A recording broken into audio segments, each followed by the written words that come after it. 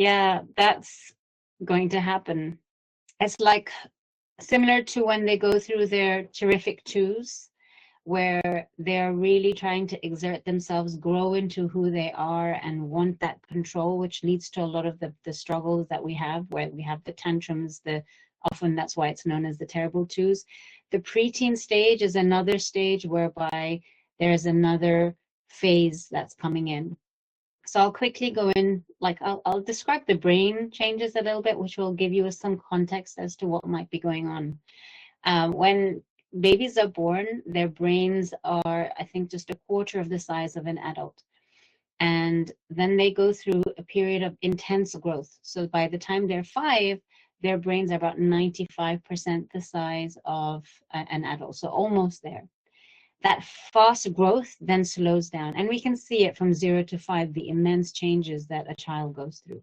But then it slows down, and then 5 onwards, it's very much a steady growth where they're like trying to perfect what they know. So they're the micro skills will be coming in. They'll learn how to hold the pen properly, for example, and they'll learn how to perfect their speech.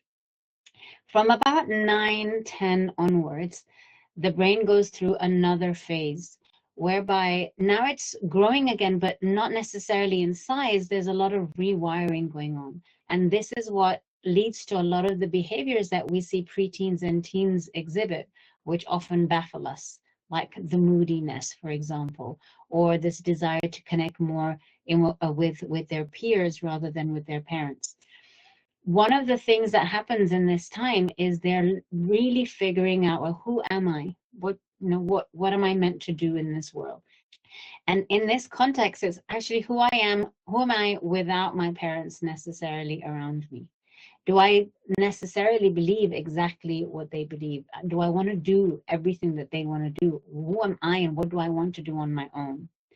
And that's where you'll see a lot of these questions and this struggle of differentiation between us and between them and parents come in.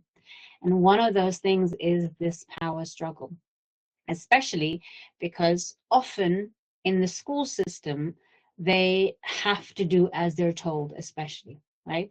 As they grow older, when this age of 9, 10, 11, they're expected to sit for longer on their chairs and to get on with this assignment and to get on with this and behave in this way.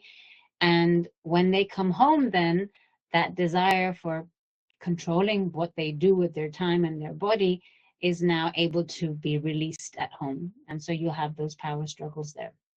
So I wonder if you were to give him some special time, do you notice what might come up in special time? Because sometimes this desire to have this power comes up in special time. Observe, what are they asking from you in special time?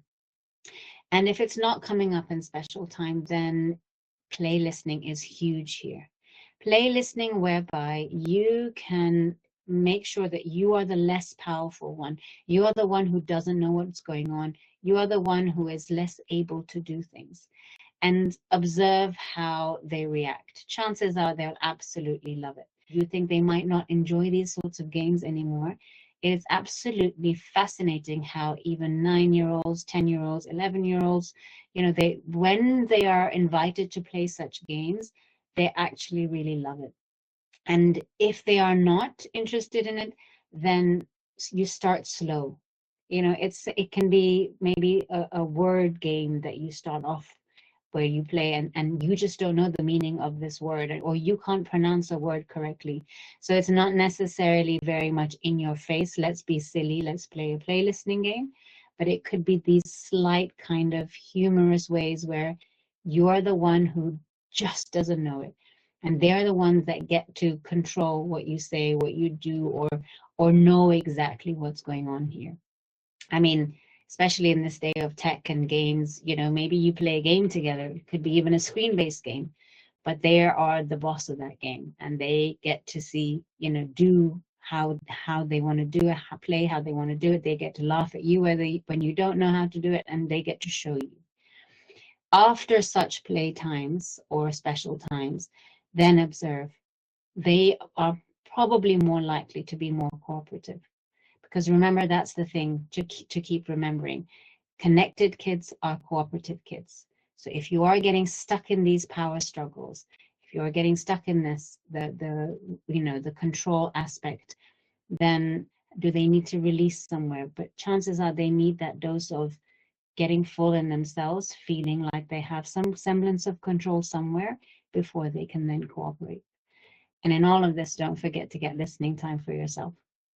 Because as our kids start getting older and start wanting more of the control and started having these power struggles with us, it can bring up so much stuff for us where we feel like, I'm the parent. How can they talk to me like that? Or I get to decide what they do, or whatever it is. Maybe you were never given that power or that control when you were younger. And so it becomes quite tricky. But in any case, listening time as you work your way through this is always going to be essential, no matter what. So don't forget to get some listening time for yourself. I hope that was helpful.